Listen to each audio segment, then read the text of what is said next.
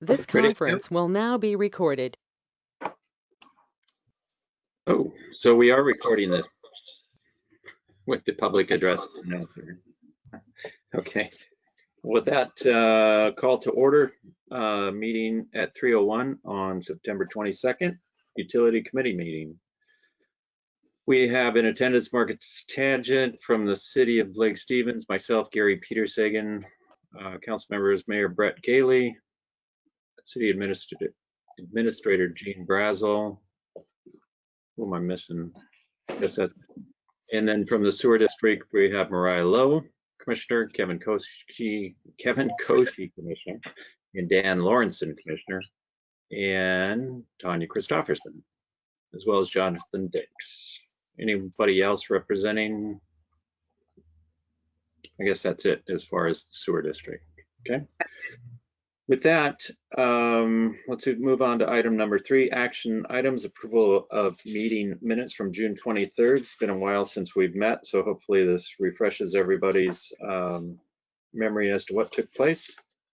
The only correction I would request is item number 2 on page 2. My first name is Gary, not Peter. So if that could be changed, that'd be great. My apologies, I will fix that. No problem. I'll move to approve the meeting minutes with the changes as noted. We have a second? Second. All those in favor of approval of meeting minutes, June 23rd as amended? Signify. Aye. Aye. Any opposed? Meeting minutes are approved. Public forum. We do have quite a number of folks that are in attendance in the meeting today. So if you have anything to bring forward, please identify yourself and state your comments.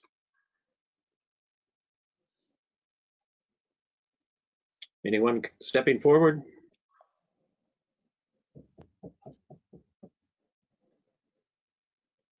Second and last notice here.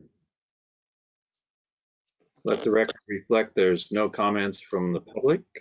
So we'll move forward to item number 5, information sharing, staffing discussion. I'm assuming this relates to the general manager of the sewer district. Yes, it does. Okay. Go ahead, Kevin. Yeah, I can take that one. So, Tanya, I don't know if you've announced formally, certainly not in a utility meeting because we haven't had one, but your desire to retire. Do you want to just kind of give a quick summary of kind of the timing around that and so forth? So I did let the board know a little while ago that I was going to retire, and my date is the end of November. And I want to give plenty of time because I do fill 2 roles as human resources and as general manager. And I knew that it would take some time to get those positions filled as well. I just felt like it was just one of those things that it was time to do it, enjoy life. And honestly, spending enough time with oneself during COVID and being by yourself, you start assessing the value of life. And so I made the decision to go ahead and announce my retirement. But I'm here to support the sewer district and anybody else as needed. So I'm not running away exactly. Not running from, running to. I like that. And the date, your conclusion date, if you will, is November 30th. November 30th. So end of November. Okay. Okay. So what we've done is clearly that's will constitute a large hole in our leadership structure at the district. And so we've spent some time thinking through how to approach that. Whether to do a formal search and whether we felt there is interest in ability internally to fill that and so forth. And where we're leaning, what we've discussed and and think we have the plan we wanted to share and gain the city's opportunity for input and recommendations around that, is to have Mariah fill the general manager spot, certainly a full-time basis, as an interim for 6 months or up to 6 months, and make sure that that's a good fit for Mariah, a good fit for the district, and it makes sense. And if those stars align through that interim period, then we'd have a discussion about making that assignment permanent. So that's where the district's conversations and head is at relative to Tanya's departure. Provide time for overlap. We've also discussed, and Tanya's willing to have her on retainer for 10 hours, 15 hours a month for transition time and so forth. So that's our thoughts and kind of our plan, but certainly welcome recommendations, thoughts, comments about that as well. Dan, anything you want to add? Anything I missed there? No, I think we covered it. I mean, we were looking internally, trying to keep things moving in that direction, and knowing that Mariah, as the president of the board, has worked very, very closely with the general manager and assistant general manager prior to this discussion even taking place. It was kind of a natural idea to look at looking internally, not spending the taxpayers' money of going out to try to do a national search, and just really trying to continue to move forward on the projects that the city and the sewer district have been closely working on over the years. And I think this was something that kind of makes a little sense as we spoke about it, because of the fact that we're not bringing somebody up to speed. That person's already up to speed. Obviously, Commissioner Lowe would then give up her seat, and she wouldn't play dual roles. And that was something that, we thought of. And then, we look forward into the time frame of selecting another commissioner and working in with, the city on its ideas on that. So. And I guess the only other thing I'd ask is, Mariah, anything you want to say relative to that? I mean, I don't want to, do the full preamble, since, you're the one that's stepping into the, potentially stepping in the role.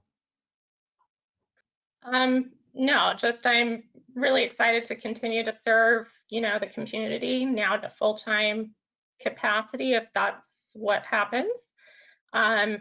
And I have the requisite experience with nearly 15 years in state government, project management, leadership, auditory, from regulatory bodies, and then the 2.5 years on the board.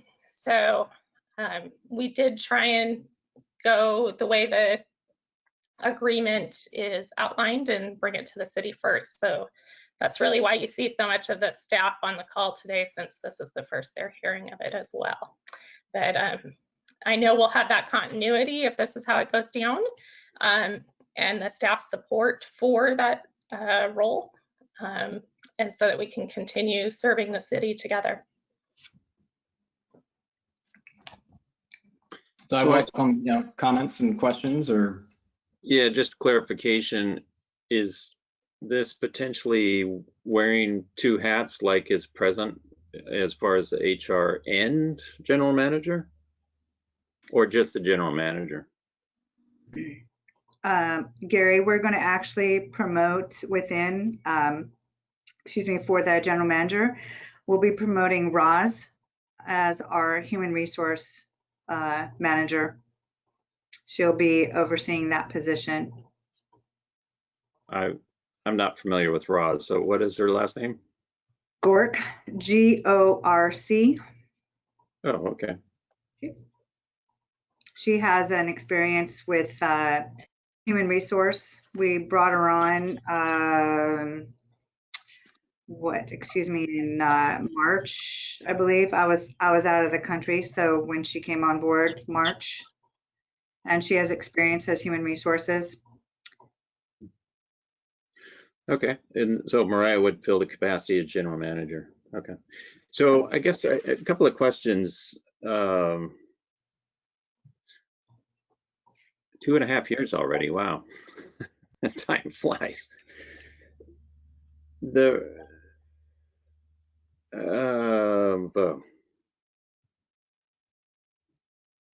Well, congratulations, Tanya. Well deserved to have some time and enjoy yourself.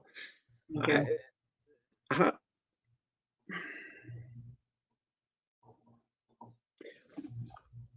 Without, hopefully no one takes offense to this, but as I'm hearing this,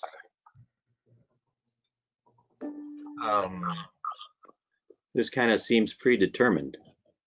And as I would maybe recommend we step back a little bit and look at our agreement, I would think that we would probably have a little discussion before this direction is taken. And I'll step back a little bit in the sense that about a month and a half ago, I was kind of surprised to find via attendance at a board meeting that you folks hired a plant manager. And either I've been totally clueless in what's going on or ignorant or whatever, but I didn't know you folks were in need of a plant manager. And I suppose it's great they hired somebody, but I guess it, you know, we had a conversation on June 23rd about working together, I guess. And I guess I'm kind of, and I'm feeling that again right now that, and I don't have anything against Mariah. I just think of maybe a discussion a little earlier in the process would have been good as to what the thought process is. How much does it cost to search for a general manager type position? So Gary, I'd like to address this. We actually posted that we were hiring a plant supervisor in February. And then when I left to Africa, I came back in March and I had the quarantine. So I actually came back to work the first part of April, and we had to actually cancel some of the interviews and everything else like that because of the COVID, and we weren't doing anything. And there was, you know, conversation about this supervisor.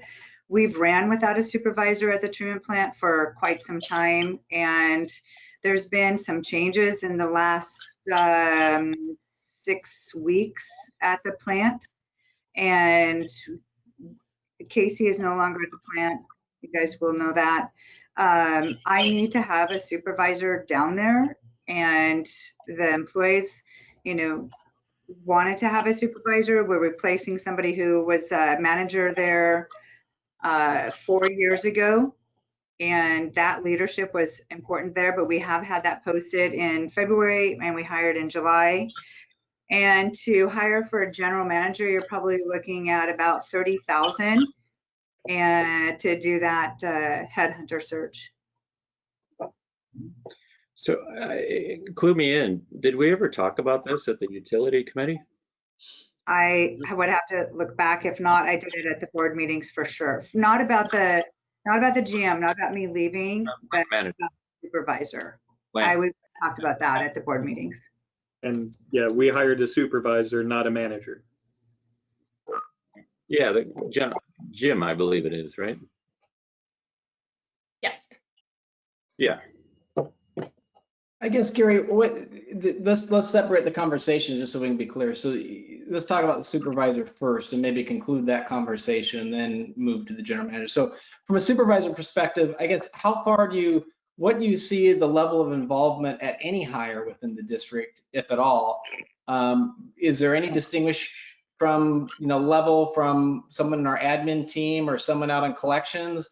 Or is it, do you see the city having a hand in every hiring decision? Do you see the city having a hand in folks that are more of a supervisory deal? Do you see, I'm kind of confused at were that even in our discussions out of the mediation, we weren't talking about stuff below, basically the very top of the org. And even in that context, the conversations around when we were closer to, to merging back together, which is over 12 years away. So I'm just trying to understand the kind of the concern, or what would the ideal situation be from your perspective? Because I don't think it's contractually supported, but maybe you have a different view on that too. Well, I would imagine a person that's responsible for operating the treatment plant is a fairly high paid position, and probably has a lot of authority, and is probably in the upper echelon of the management of the sewer district. That is somebody that I would consider probably being in the top 20% of the hierarchy of the sewer district. And I would think that probably at least a notification, hey, we're interested in doing this for this reason. From an education standpoint, I didn't realize that you folks were in need of a plant. Is it supervisor or manager? I don't know what the difference. Supervisor. Jim is a supervisor, and he, like Brian, who is our supervisor for our operations, is non-exempt. They both belong to the union. So they don't really have management authority because they are non-exempt positions. PERC would not allow us to change them to make them exempt. So they are really a supervisor position as non-exempt and belong to the union. Both of them do. Okay. Well, All these, Gary, I'm going to jump in. All these positions are higher up echelon positions, any way you want to put it. And this is what we've been talking about the whole time. This seems like you guys got a path already set forward on this. And this goes exactly against what we've been talking about the whole time. Everything the city wanted the whole time. Marcus, let's get specific though, because you talk specifics, and we try to go through the intermediary and talk this through, and it's always the same thing. It's like, oh, we didn't know this, we didn't know that, we didn't know you guys wanted to have this part of it. It's always a shifting target, and this is the frustration level coming from the city. So I'm trying to understand the specifics. So let's drill into it a little farther. So on the supervisor position, is it the fact that is the perspective, hey, if it's in the 20% pay grade and the salary, that's kind of the litmus test that from the city's perspective, that, okay, if it's kind of that upper 20% of pay, that's when we'd feel we need to be involved, but it's below the 20% pay, we really. The litmus contest comes from the interlocal agreement that says we have equal say-so at the table, Kevin. That's always been that way. You just so your perspective, I'm just trying to understand your perspective. You're choosing not to acknowledge it. Okay, so I'm just trying to understand. I'm just trying to understand your perspective. So is your local agreement? Read it out as terms. Is your perspective that what the agreement says? I'm going to wait till you're done so that I don't interrupt you, so you don't have to interrupt me. Thanks for not interrupting. It's what the agreement exactly has to say that we've been doing this whole time, is trying to get the agreement locked down so that way we can have a basis to move forward in all these decision-making processes. Kevin, and always a shifting target with the sewer district. That's the frustration. I'll be done now. Marcus. Wait, Tanya, don't jump in there. Let me finish, please. So are you done, Marcus? I'm done. Okay. So is it your perspective and your read of the contract, if you want to go there, that the city we should bring any hire, whether it's an admin position, whether it's seasonal staff, whether it should come in front of the utility district, we should have a dialogue, and there should be some involvement from the city in every single hire the district has? Is that the perspective? What we tried to work out before, Kevin, and you were part of, we said we don't need to be part of every little part of it, but when it comes to significant positions, like Gary tried to work around there saying, I don't know, the top 20%, that's where we've always been trying to have the meeting of the minds, Kevin, that it's a significant positions. All these are significant positions, the way that we look at it. When you talk supervisors, you talk these other positions, we've all been trying to bring this into a scope and a focus of what we're looking for from the city, but it never seems like we can get there. And it's interesting that we can never get there. And then all these new hires are coming on board lately. Well, I think all these new hires. So again, the perspective is the supervisory or manager piece is the top 20%. That's where the concern is. It's not everything. It's the upper pieces. Am I understanding it correctly? I don't think that we ever nailed down the specific percentage that we're looking for. Gary, you're looking to jump in here too, but we've always been trying to put on this, and these all seem like significant positions, and you guys have already predestined the course of all these positions. Okay, I'm still fuzzy on where the line is. Kevin, if I can jump in here for a second, Yeah, maybe I can sure. answer your question. I think it kind of gets into the classification of management as Okay. to maybe not a salary type deal, but who effectively has authority and who effectively runs the sewer district. And as far as a classification, like I say, I don't know the difference between a plant supervisor and a plant manager. I can't tell you if one's above the other or vice versa. But I think when you drill down to it, I think it kind of becomes that who's managing the sewer district. There's got to be about, I think, probably 4 key people besides the board that is kind of in that management type position. And I would think that would be the general manager, the person that's probably responsible for operations as far as out in the field and so forth. I don't know if that falls underneath the plant manager, but I would think the plant manager or supervisor would be another person.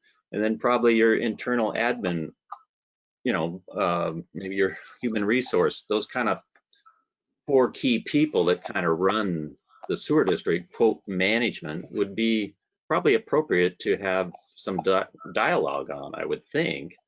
And so I'm not looking to qualify on a salary type situation. It's just, who's responsible for the district. Yeah, that's helpful.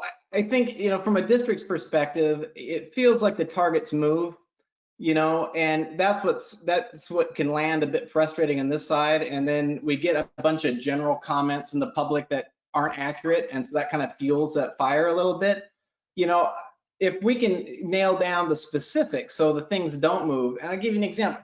It's like the finances pieces. I mean, in the last letter that came across the board, we're talking about finances, and man, I drilled that one in multiple public meetings. We can go back to the minutes and quote chapter and verse if needed, and yet then it shows up in a letter from an attorney. And so it's like, oh my goodness, I can't get a fork in it. And so that's why I'm being very specific about the supervisor position. And I think I understand the perspective. I don't necessarily agree with the perspective, but I understand the perspective a lot better from the city, and I appreciate that. I would suggest we move on to the general manager conversation unless we want to spend more time on the supervisor who's hired. No, and that's fine. The only reason why I stepped back was because recent activities have kind of heightened our level of concern, I guess, maybe, that we're not being included. So that's the only reason why I stepped back to that plant supervisor. And part of it, and to be candid, part of it for me probably is a management style piece. From my perspective, I'm used to managing by outcomes and managing essentially around a series of kind of proxy decisions. So in other words, if I'm getting the outcome that I want and I define the outcome, not necessarily the means, get to the ends, but there's a whole level of latitude as long as we've defined the right outcomes and we're getting to the right outcomes. And so by every measurable separate third-party objective measure that I'm aware of that looks at the district, auditors, ecology, go down the industry awards, go down the list, is the outcome is clean, no rate increase for 4 years. The outcome is very on point and on target. And so from that, then we still are diving down and deep, right, on some specifics. The finance piece keeps cropping up in the letters and so forth. Different perspective on how deep in the org the city wants to be involved in conversations. Meanwhile, the outcome piece of it's clean. And then we have this kind of overall cloud of city would like us to merge sooner than later. District has a different perspective. And so both sides kind of look at it and say, well, gosh, is the district just doing this to be annoying and flexing their independence? the district looks at the city and says, gosh, you know, it's just another play to eventually drag us into Superior Court and spend a bunch more money on legal that has, you know, no ratepayer value. You know, so there's that overtone to it too. And that's the elephant that kind of walks through the room in a lot of these conversations. So my suggestion would be, I can appreciate the perspective more clearly.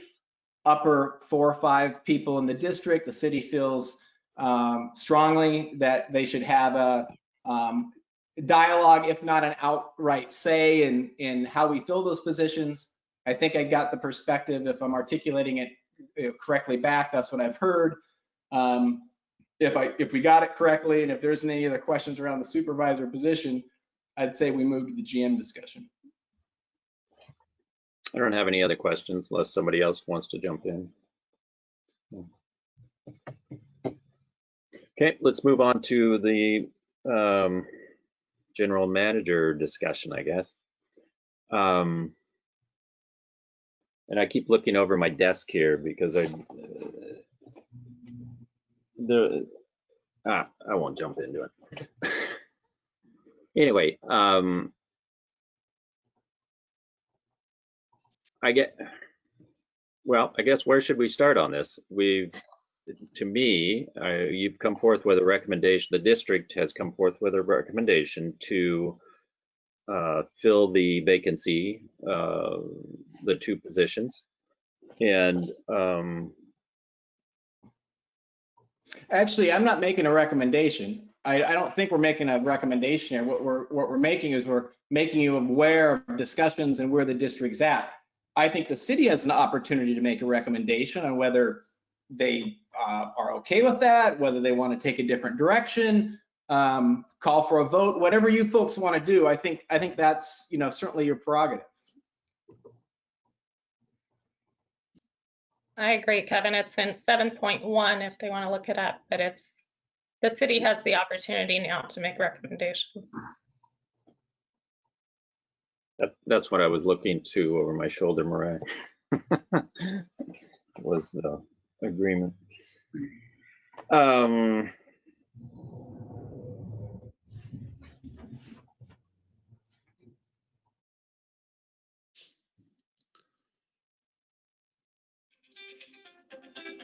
guess since you folks have laid out kind of a roadmap or a game plan at this point, I guess I would like to say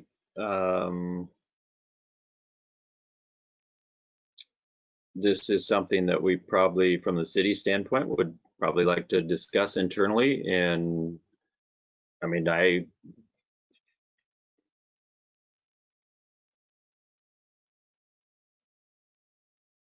don't know at this point. I mean, you have anything, Brett? Yeah, I was just gonna say, I don't think I have feelings either way about it right now. I just gotta kind of think through that. And having this put on us today, and you're not expecting us to make a decision on this today, are you, Kevin?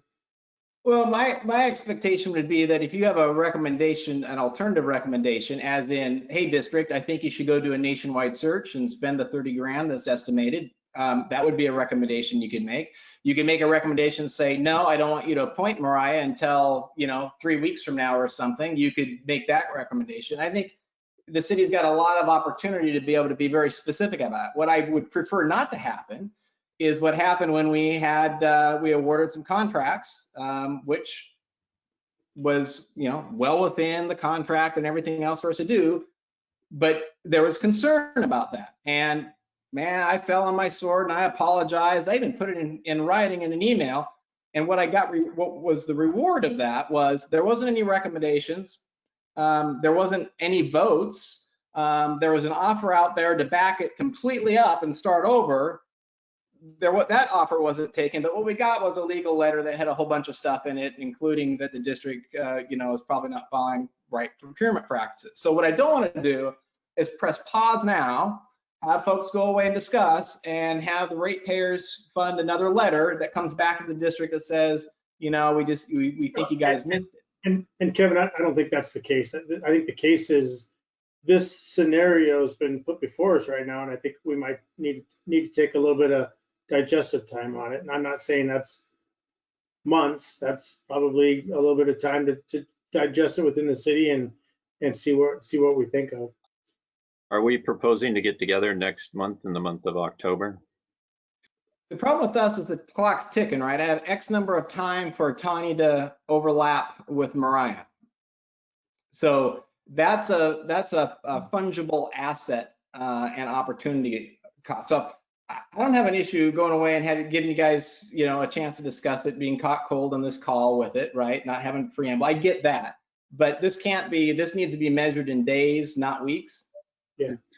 Just out of curiosity, what is a position like this? What's the compensation level for this? Tanya makes, this public record? Yep. So I'm at about 151. And just for the record, Gary, just so you'll know, is in first part of the year, there was a salary survey done for part of the collective bargaining agreement. And we also were doing it for the non-represented as well, because we have a resolution that every 4 years we'll do a salary review. And my position is 22% under what the normal compensation is. So we would be looking at, to fill this position going externally and to fill 2 positions, it would be probably, my guess, significantly more money than what I have been working at, because that is the norm in the industry. Okay, that's helpful. I don't have any Can't this knowledge. be posted on AWC for free, and then everyone should feel free to compete? Can't you put this on Association Washington Cities? I don't know, Gene, if you're aware of this or not, or Brett, but can't you put this on AWC, Association Washington Cities, and then everyone can compete equal for the job? I mean, no, Mariah, I'm sure you're more than qualified, but this would be something that comes with a tremendous amount of experience in this field. I don't know what your experience is, Mariah, so I'm not discounting that, but I feel like on Association Washington Cities, you don't need to spend $30,000. This could easily go to AWC. Yeah, I'll give you my hiring philosophy in general. So I've probably hired in the course of my career 1,500 people one way or another. Some second line, some third lines, a lot of individual folks, sales people to engineers, all across the board, multiple firms. And I tell you, I'm probably pretty average at being able to hire someone that's a star or even an A player. It's part art and it's part science. All of us, many of us have hired folks before. It's difficult to know what you get. In my case, in this specific situation, I have a lot better idea of what we're going to get working shoulder to shoulder with Mariah the past 2.5 years than casting the lot out to someone I'm trying to ferret through an interview process and checking references. And so my bias, and I'm just being completely transparent, my bias is to go with someone I know that meets the qualifications, that's within the legal framework and the contractual framework of being able to fill a position, because I think there's a higher probability of a positive outcome, both for staff, both for district, and frankly, both for the city and the constituents.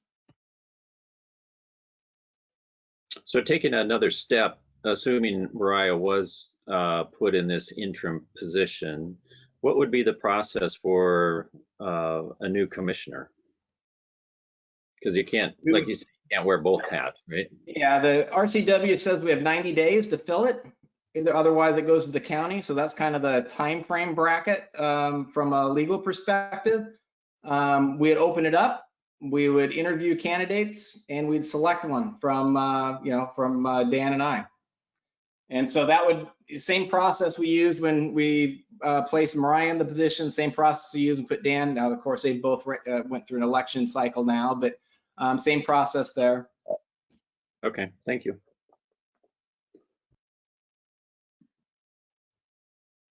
So what, I'm going to jump back on this compensation deal again, because Tanya was wearing 2 hats, right? Is that correct? That is correct, Gary. But you were only being compensated for 1. That is correct. So what happens to the HR person? They'll get compensated at whatever is the norm for the compensation for a general HR, somebody who doesn't have their PHR, the professional human resource certification. It would be obviously a lesser compensation than somebody who did have their PHR certification. More of a journeyman, if you would, kind of in that example of having a generalist. And they would take on a role. So right now, Gary, I write an example. I write the reviews for the operations, for the treatment plant and for the admin team. And then Brian does the ones for the operations. So Jim, as a supervisor, he would take on the operations team. Roz would take on the admin team. And then the new general manager would help relieve some of the stuff that's on Jonathan, restructure that position as well. So when I first came on board, I was the manager of administration, which included the human resources. Roz would take on that role. It will be scaled down a little bit as we're making the transition, bringing her in. And because we also have a payroll coordinator and benefits, she does payroll and benefits. So the job is being defined, and I'm working on that job description as well. But it would be a lesser compensation than what she would get if she was doing more stuff. So it's like an assistant manager of administration is the direction that I'm going. So when you achieve that human resource designation, you're up in the over the 120 range, I would imagine, right? You would be right in that 100, 120. I think when I was hired, I was right at the 100. But as you stated, this first Roz would not be at that level. It would be at a lesser. That would be correct. Okay. All right. Just trying to get a feel for what's understandable. Absolutely understandable. One of the things, Gary, that we did for the human resources side is an example. I would do the investigation part, and if we needed to, we would bring in either our human resource legal counsel, or we would bring in somebody from JB Consulting to assist with it. And if somebody had a complaint with me and they had to work with the board, it would get elevated to one of those two entities. And so we had the resources. Fortunately, we didn't have to use them. So we did have them on a as needed basis. So we did have other sources besides just me. okay. So Brett, Marcus, I like you indicated, Brett has kind of dropped on the lap here and not really knowing what to do, Kevin. So I guess I would say, could we have 2 weeks and just respond back to you, or at a board meeting or something? Or Do we have a board meeting next week? We have a board meeting this week, so This- 2 days from now. yeah. So the next one's on Thursday, is that right? Yeah. Yeah, so the next one would be on the 8th of October. So Dan, I mean, I've been on Transmit. I'm never out of words, but thoughts on that proposal. So I guess is the recommendation coming from the city that on or before the well, I'd say before our board meeting on the 8th, where we would take action, there would be some feedback or recommendation or thoughts hopefully in some manner other than a legal letter coming back our way. I would agree, Kevin. It's not going to come from an attorney. It's come from the. I can't tell you how much I would appreciate that. I think we got a sense. Okay. It might be in cop jargon. Does that work?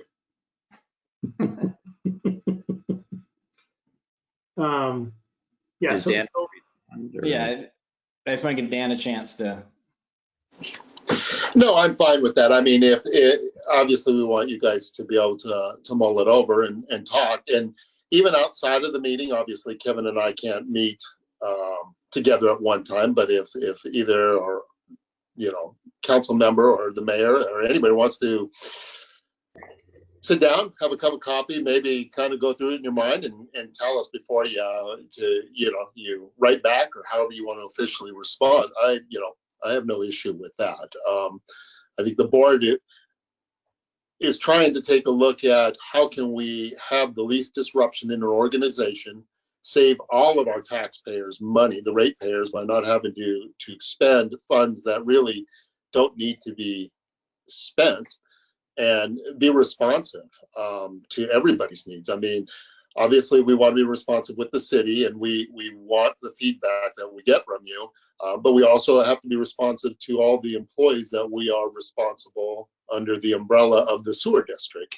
And stability helps everybody. I would think that we could all take a look at this and say, this is something that's going to benefit. I know that Commissioner Lowe has a very good working relationship that I know with all the council members and staff in the city. And so she does bring a wealth of qualifications to this position. So we were looking in the sense that we hadn't made a final decision, but we wanted to mull it around and look at it and get some feedback from everybody, because it is an important decision. One day the unification will happen. It's just not happening at the moment, and it may not be for years. So it's one of those things that we're trying to be cognizant of those things and look at what is going to be the best for everybody involved. And I'm just not out to spend $35,000 to run around and try to find somebody that may not be the fit that we're all looking at. And then we've got nothing. We start at square one once again, and we've lost the fact that our general manager then had retired, and the institutional knowledge that she had taken with her when she went out the door is something we can't control. In this situation, we can control it right now and try to have a smooth transition. So I'm open. I'm fine if it takes you guys a week or two to kind of get back to us. It's just there is a clock that's ticking, and if we move forward in one direction or the other, it does play with everybody else's lives, whether it's Commissioner Lowe because she gives up the position that she currently is and decides to take on that, and our outgoing general manager because right now we're trying to have a transition where it's going to be to a certain degree at least amount of money, but we do want to keep her on retainer to try to be able to assist in some of these last minute issues. So that's the only thing I have to say on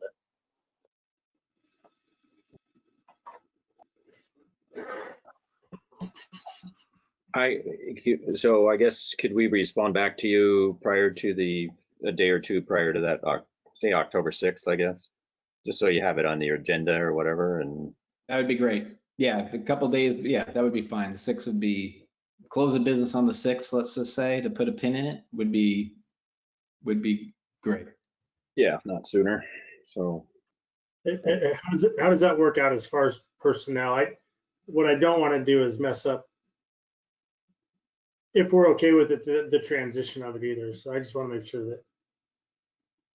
That still gives us runway, right? I mean, that gives us 6 weeks, right, of overlap. If the person's Mariah, if it's not Mariah, if we change course, then we wouldn't have the runway anyway. So so I think that preserves what runway we have sufficiently. Okay. Thank you. did I correctly hear that Casey is not with the sewer district any longer? That is correct. That is correct. Sorry, Gary. Yeah, Okay. that is correct. What happened? Casey's just not with the district right now. Okay. All right. So moving on our agenda, item B, proposed operating clarity letter. Who is taking that? Kevin? Or I don't know, I'm just guessing, but.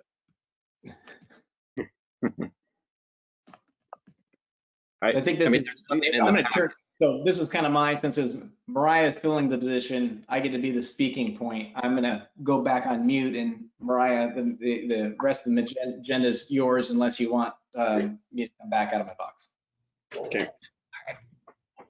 So one is back to our 10 points that we've been trying to hash out since February. So we had hashed it out during the utility meeting, and then we came back with trying to write up what we thought we had agreed on in that meeting compared to the notes, and then what we took out of it, we gave it to you guys. And that's how we have the response from you guys that went through and basically said yay or nay to what we were talking about. And even I point out number 7 would have covered a little bit more clarity on supervisor hiring as well.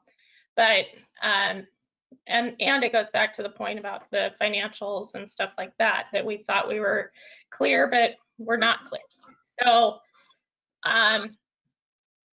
in my opinion, I think it's still a very good thing to figure out in writing what the two parties are agreeing to in these things that have come out of mediation. Otherwise, what was the point of mediation? So that was the point of the letter. Now, also you've received another letter that we sent over, I believe, earlier this week. That was just sort of shifting focus. So obviously this thing has gone back and forth. So we decided to take a look at what is actually working well between the city and the district, because there really are quite a few things. And so that's what we had sent over earlier, just to put a different light on how it's going, take away some of the points of contention so that it's not quite all negative. Now, like I said, I still think it's valuable to go through these 10 things and figure them out, because that will help us in the long run as far as the two entities working towards that eventual unification. But we need a little bit more guidance from the city, really. What we found is it's been, in my opinion, at least personally, a little bit of a moving target about what exactly you would like to see us agreeing to, or the interpretation of those points. So we can either try and hash out those things now. We could go over the positive things that we sent over. It's really an open discussion, hopefully, between the district and city to figure out what it is you guys want out of the eventual, what came of mediation.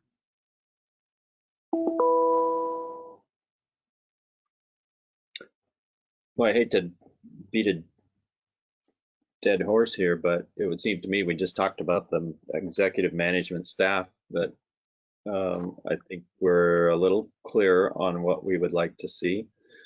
I know for us, we had put the top 2 levels. So that would have been GM and assistant GM. So those making decisions that were exempt from the union. So from what I'm hearing, you would also like those that are in the union, so the supervisor level, to be included in that. I thought you had mentioned, Tanya, that, is it Jim, I believe, is not a member. He is exempt. No, Jim and Brian are both non-exempt. They are part of the union. The only exempt employees are Jonathan and myself. All right, thank you. Yeah. Okay.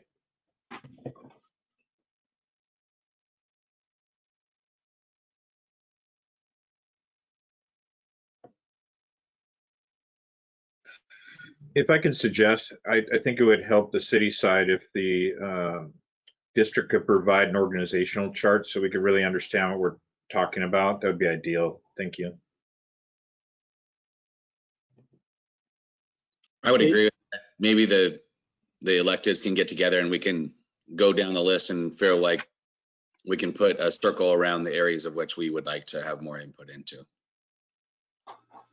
Yeah, our org structures, there's not that many people, so it's pretty straightforward. Happy to certainly can provide that. That's a reasonable request. We also can put it in the chat window too, if you want to cut out a step. I would feel like there's more discussion for the city to have. All right.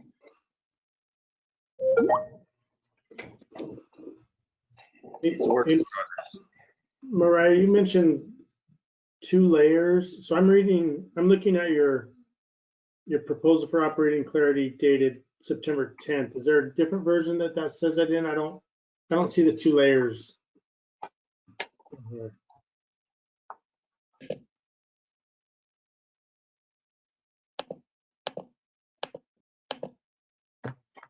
Was I muted? No, I was just pulling it up. Okay. So No, maybe I have a different version than what was sent over to you guys. But the one I have pulled up says, within 3 years of merger, consensus required for executive and management staff. What's the date on the one you're looking at?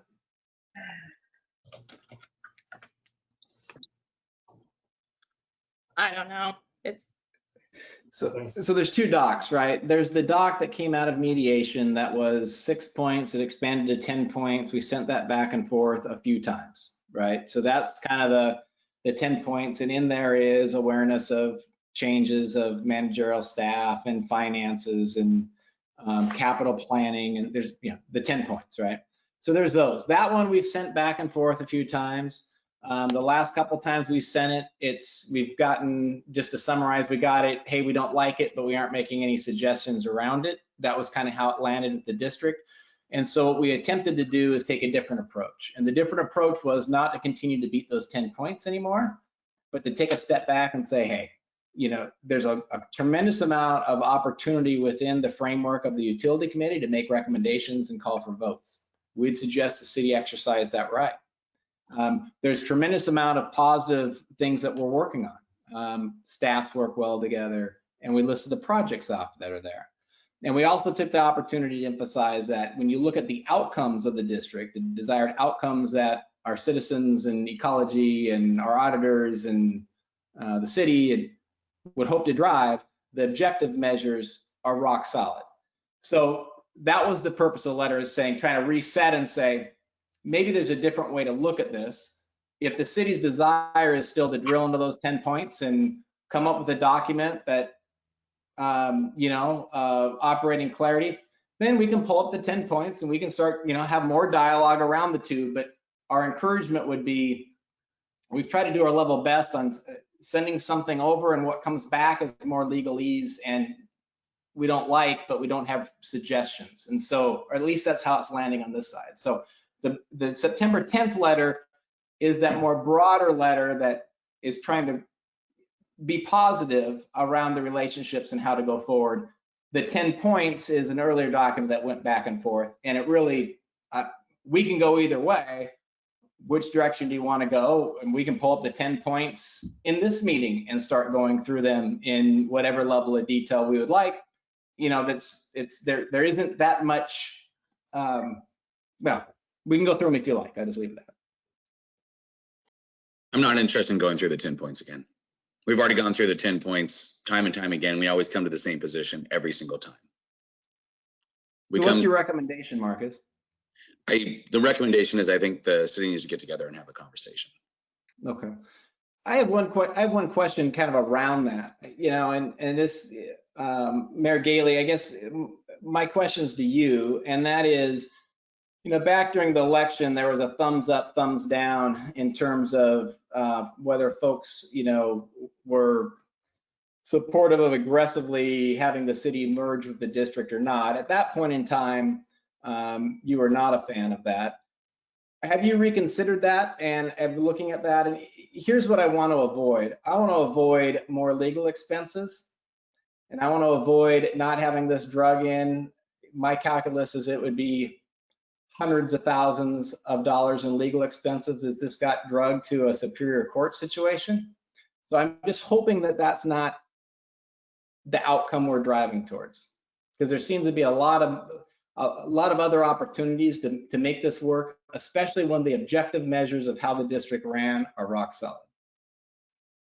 So have you changed your stance on it? Because that would kind of be helpful, at least to me, to kind of help calibrate and do the calculus on where we go from here.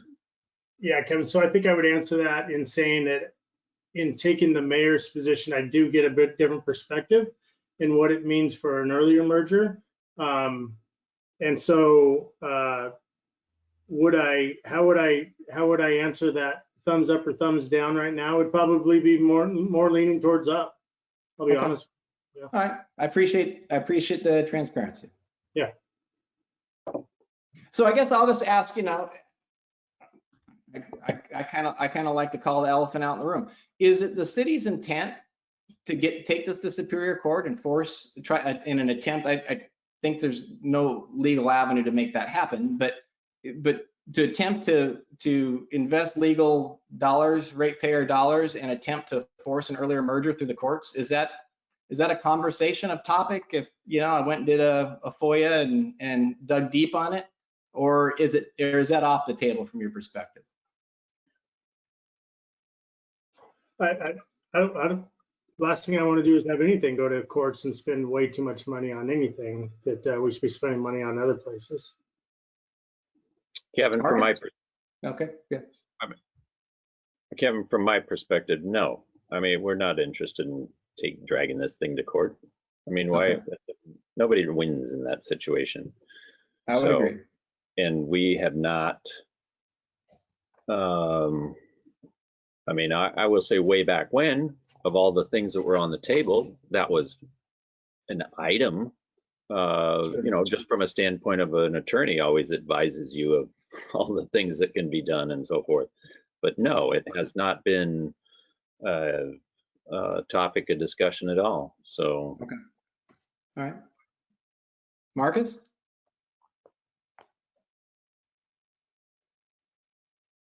For me, I think it depends on the relationship between us and the city, between the city and the sewer district. I don't feel like we've made any progress whatsoever moving forward.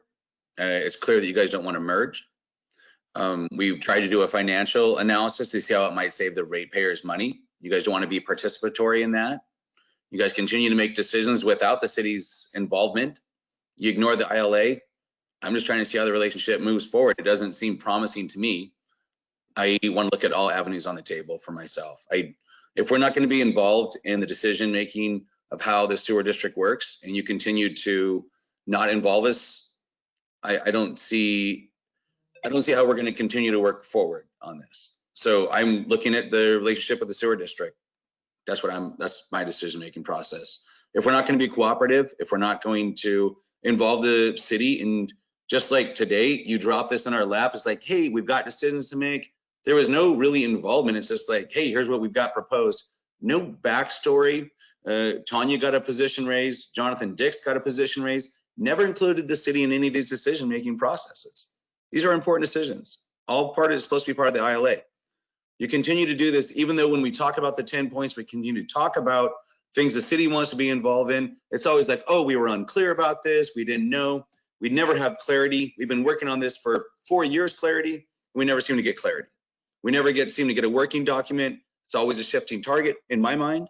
So I don't see, unless the relationship improves, I'm looking at every option on the table. That's how I feel. It's all about ratepayers. It's all about finances. How do we save money by unifying? Dan said it earlier. He's like, hey, it's about doing the best we can for the ratepayers, saving money. All these things about merger around this. The city's interested in finding out how we make the processes easier, how we save money, how we work together. That's what I've been after this whole time. There doesn't seem like the same on the back end for the sewer district. That's been my frustration the whole time, is how do we save money? How do we work together better? How do we look at processes that are duplicative, planning, bringing groups together and doing that? And I haven't seen that. And we've been doing this for 4 years. It's time to take a step forward in a positive direction. That's what I'm after. That's what I've been after the whole time. I don't care if it's merger. I don't care if it's us working better together, but there always seems to be a stumbling block somewhere along the line. And the sewer district continues to make decisions about promotions and so forth without the sewer utility. And we're supposed to be a stakeholder at the table, plain and simple. And I think that's where we've said the whole time, that's where our biggest disagreement comes from.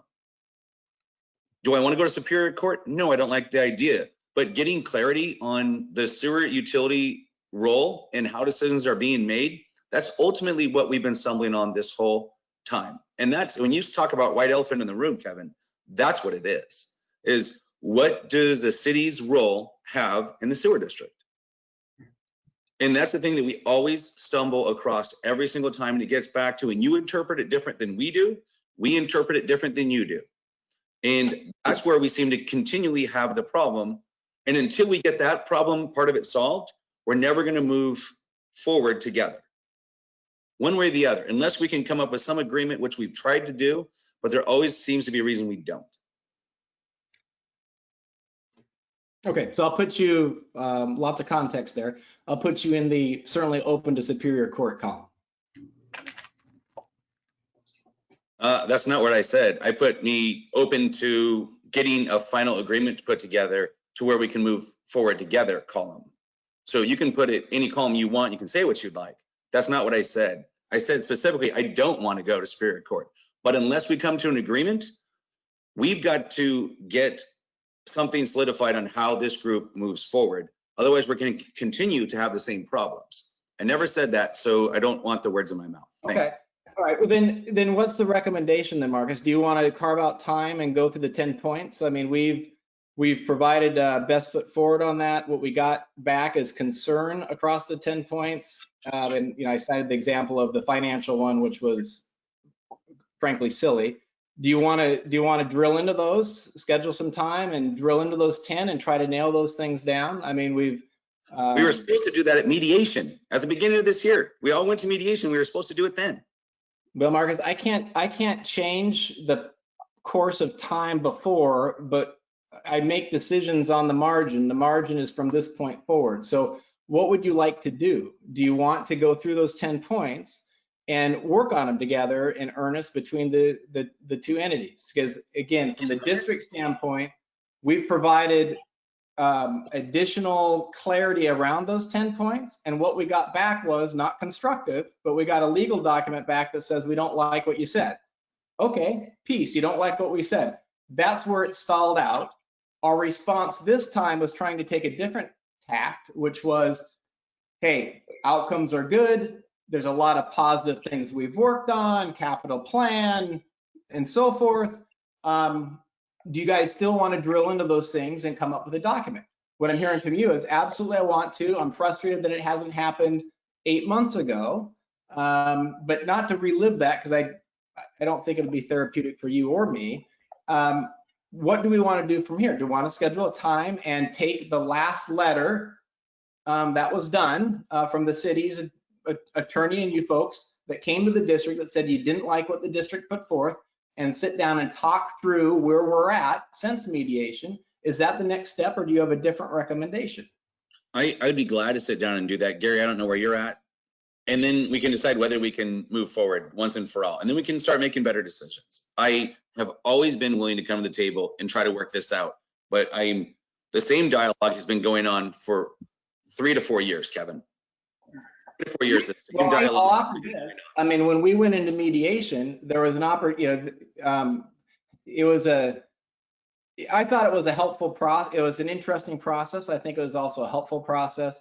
What struck me was when we got in there was 37 items that came from the city. Now, we didn't have them ahead of time, but we got 37 items. And by the time we left there, I think we had them down to 6, and then they expanded to 10. So at least, I guess, if you batting average wise, we're batting 700 and knocking items down, or at least taking them off the table. So I think there has been progress made.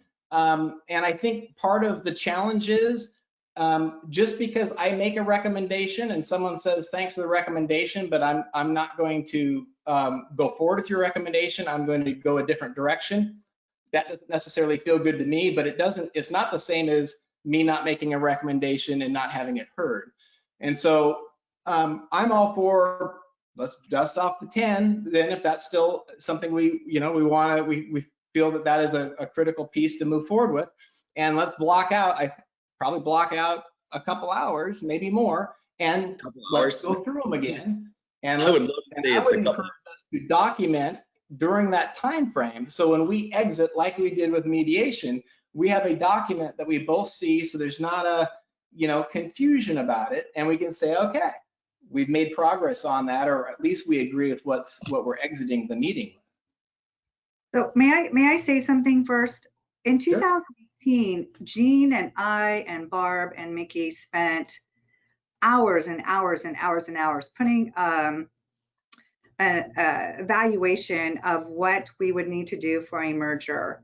And we presented it in November of 18, and the council, our commissioners at the time, voted against merging because of the cost of it.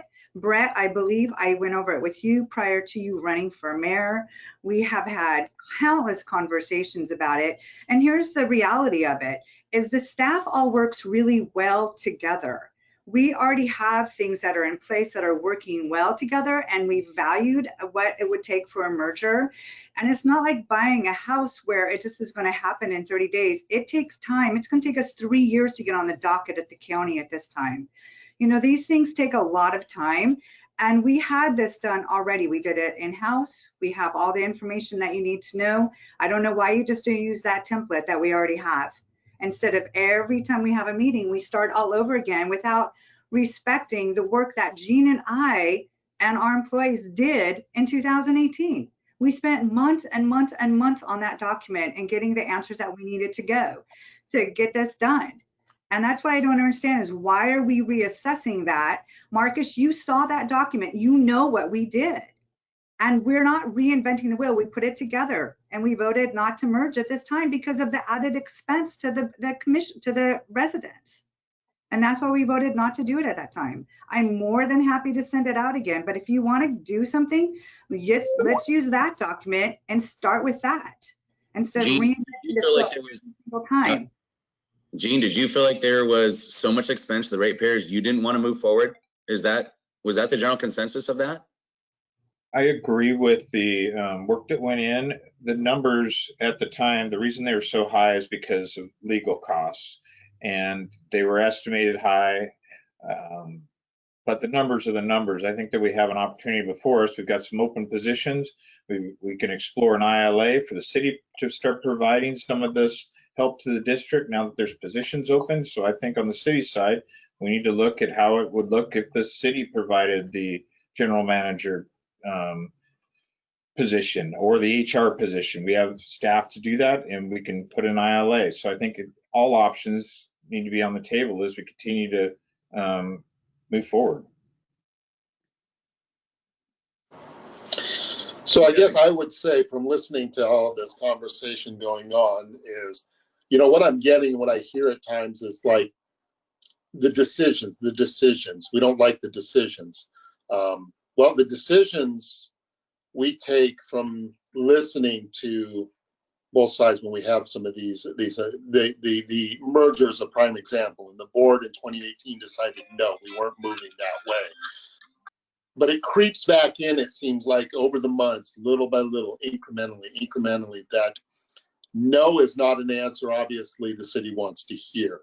And I guess the feeling I get out of it is, yes, we have a document that governs both sides, but that document does not abdicate our authority as a board of commissioners elected by the individuals in the community that we provide service to, that says we shall just do what this entity says or that entity says.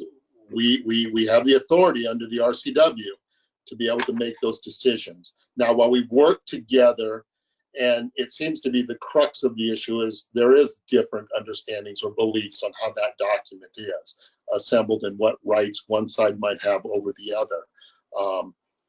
Prospectively, we still get to, as a board of commissioners, make the final decision. We voted before, down the line, it was 3 on the city side and 3 on the commissioner's side when it came to this merge earlier, and we decided we weren't going to do that, or at least we didn't want to explore it anymore. I want to respect the city like I would hope they would respect the sewer district and decisions that were made. I don't go out to the public and make comments on the way the city decides it's going to tax itself or do this and that. That's not my position as an elected board member for the sewer district. If I want to take that position as a citizen in the incorporated city, yes, then I can. But I generally don't, because I hold the role as a commissioner, and therefore I'm not trying to unduly influence others in those decisions. It has always seemed to me very one-sided at times, the way that we can only make decisions if it is at the consent of the city. And I don't think that is a fair way for us to be able to operate. We have put, I heard about the general manager's position before, as Tanya was doing as an interim, and also as the assistant general manager. Those positions were brought up. They've been at utility committee. They've been at board meetings. It is an opportunity. There is a spot on our agenda for the city to add any comments, like any citizen, and we are open to that. But we don't seem to hear from the city or its collective body that wants to say we're the decision makers on what direction. We just get it in bits and pieces, and unfortunately, I'm sure you guys are feeling the same way. You're getting it in bits and pieces. It is about relationships. It is about moving forward and trying to do that. Sometimes that relationship is just not going to be there. Unfortunately, there's only 3 board of commissioners. If you'd like, maybe we'll expand it to 5, and then we can have a little bit more out there. And so we can get other people in the community to be able to work with the city. Sometimes commissioners and council members, we're just not going to be compatible. So you have to ask yourself, as a council member, no offense to any of you, but are you in the right position? Should I vacate that position as a utility member? Maybe ask one of my other, council members to stand in. Maybe that is where the hiccup is. Maybe there's too much of this history that's created that. Unfortunately, as board of commissioners, there's only 3 of us, so we can't ask anybody else unless we decide to expand the board, which, hey, maybe we'll do that if that is what the city would like us to do, to be able to get a better working idea. So we have tried to go over this operating agreement. The 10 points has gone back and forth. It all comes down to that. We have made some inroads, but we've never finalized it.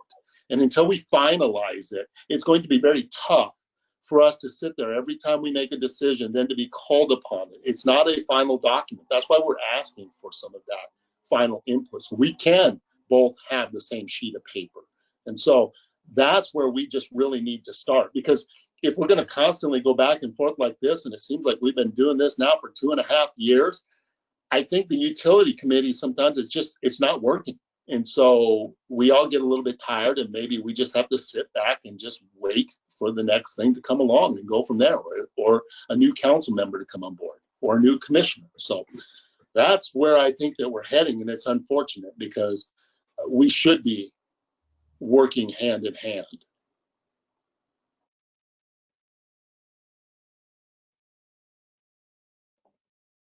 I'm thankful the staffs get along.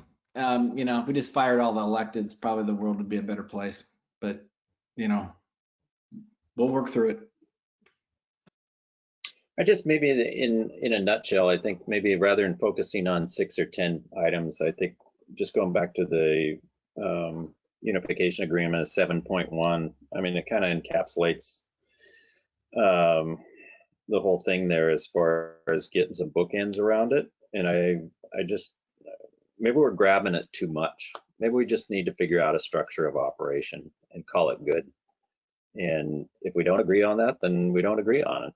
But it seems like we maybe we're expanding our level of concerns or issues maybe too far rather than focusing on 1 or 2 items.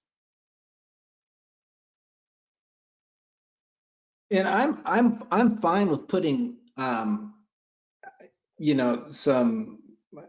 folks bristled at this term before, but KPIs or what are the proxies around it or whatever. I mean, if the district's in financial problems, by gosh, the city better, we better be transparent if that happens, right? And because, you end up owning it eventually, and that's a big concern. So I think there's some pieces there that definitely I, as a council member or as mayor, would want to have great clarity around. And I think they're mainly financial and they're mainly environmental, frankly, from my perspective. So I think there's some things there that are definitely you know, not debatable, then I think the rest of it, and capital too, because we're talking about building, which is a very locked process and has plenty of checks and balances. But those three things, the rest of it, I think we just need to be clear on what the role is and what the level of transparency you would like. Yeah, that's the key right there, Kevin, what the role of the utility committee is. We've never decided that.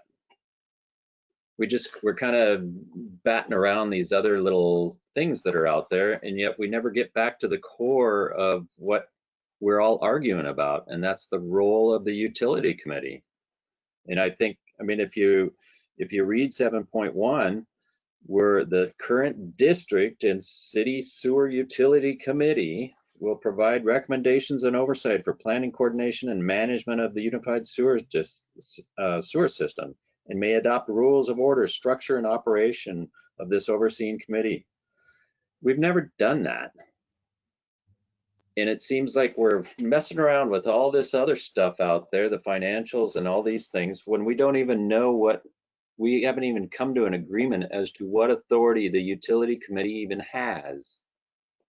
That has been my point that I've been trying to make the whole time. Kind of the purpose of the mediation, and I think in hindsight, I think we got sidetracked with a bunch of, I think the mediator was a nice guy, but I don't know as though he really got us to focus on what the core issue is, and that's, you know, your term, drilling down to figure out what the utility committee actually has authority to do. I think the judge was actually really smart, because I think he went to both sides. This is one guy's opinion, went to both sides and realized there's no way that these two are going to agree on what this contract says. They're in the end analysis, they're going to disagree. And I'm not, as a judge, in a position to give them a second legal opinion on this thing. So what I'm going to do is I'm going to work with them to try to talk about the pieces that cause them the most concern and try to solve the operating component around the agreement. Hence the 37 points down to 10 points, down to 6, back to 10. So I think if we try to dive in and say, by God, let's keep it simple and let's agree on what the agreement says, I think we're going to go into an infinite do loop. I would recommend that we take those 10 points and we get clarity around those, because those seem to, through this process of the last 8 months, 9 months, those are what has been identified as causing the biggest concern, and from the city's perspective, or at least that's what we've whittled them down to. And I'd say let's nail those things down and put it in an operating document that that we agree to follow.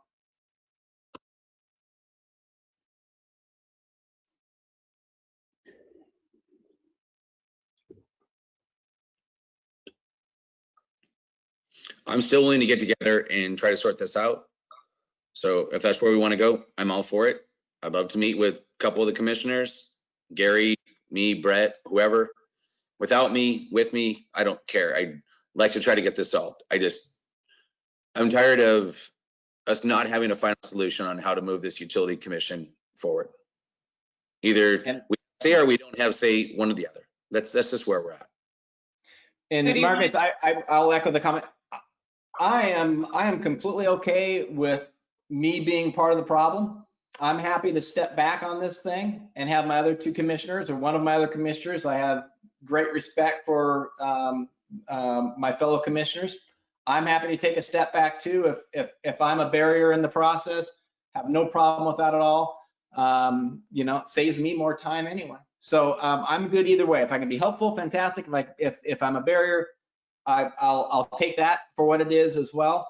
So I'm good with that. I would just say let's one way or another, let's do any type of informal conversations between now with the intent to have enough time at our next utility committee meeting to dive into whatever is decided to dive into. Let's make sure we at least have a placeholder out there.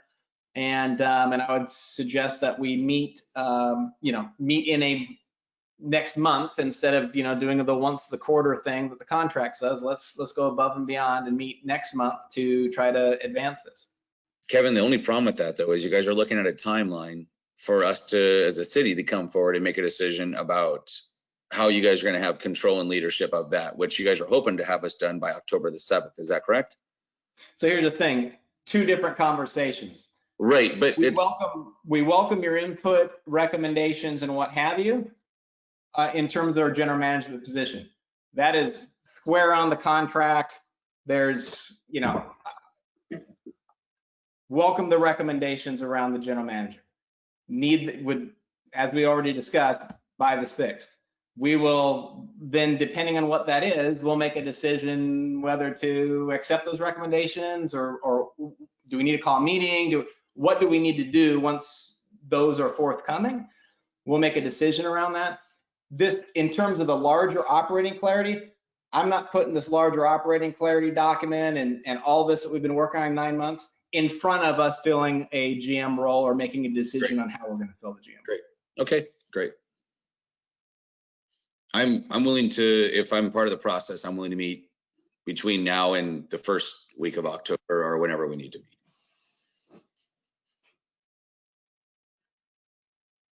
And Mariah and Gary, you're probably I'm fine with leaving it up to you two to talk and figure out what do you think, what is the approach that gives us the best chance for success on whatever this next thing. So I'm fine with that. Dan, if you're okay with that.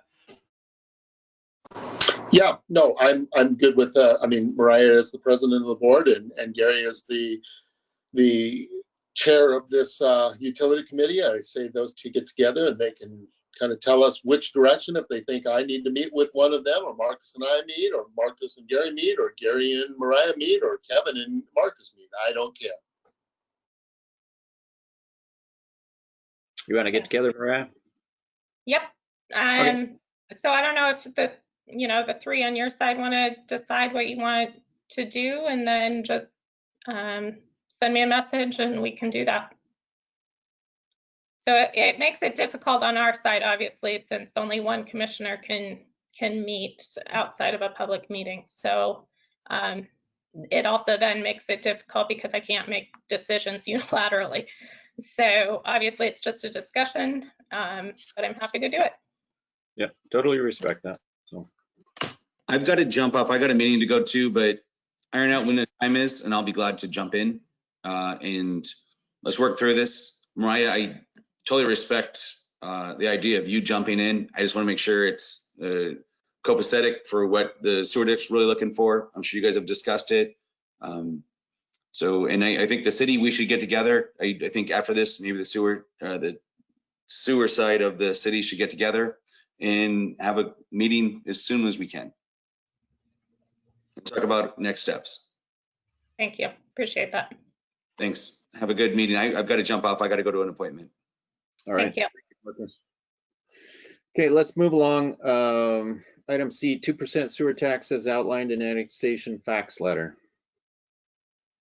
Who's taking that? I can take that one again too. This was just something, so for the annexation meeting, the letter that went out that was posted on the website and that we had the community meeting about last night, outlined a 2% sewer tax that those people would be charged, a utility tax. But we have not seen a utility tax come through the utility committee or to the district as far as my knowledge. So we were just hoping for some clarity on what that means. Obviously, we were a little confused and unable to answer some of those questions for folks last night. So question thrown back to you guys. I can address that. That was a typo. It shouldn't have been in there. Staff misprinted that, thinking that the 2% was implemented on the sewer taxes, the city as a whole. That's not the case. And so the revisement information's already been produced and it's being sent out. Okay, because that was not made clear, obviously, last night with the public. So, okay. They think they're getting a tax. We've had some phone calls today wanting to know about the tax. And so it was not made clear. It was clear last night at the annexation meeting that there would be a 2% tax added to their billings. And so we've had phone calls today about it as well. I apologize for that. Staff just didn't know. They thought it was implemented and it wasn't. So Gene, what steps did you make to send out something? Is it on, what have you done? Send out a general mailer to all the people in the annexation area or what? Nothing's been sent out yet. What they're going to do is revise the language, take it off, and then by whatever means went out the first time, they'll just regenerate that. So I'm assuming it'll be on the website. If there's mailers we have to put out, whatever it is, to correct the situation, it'll be done. Yeah. As a side note, I'll just say thank you for including the district in that meeting last night. It was good for the public information.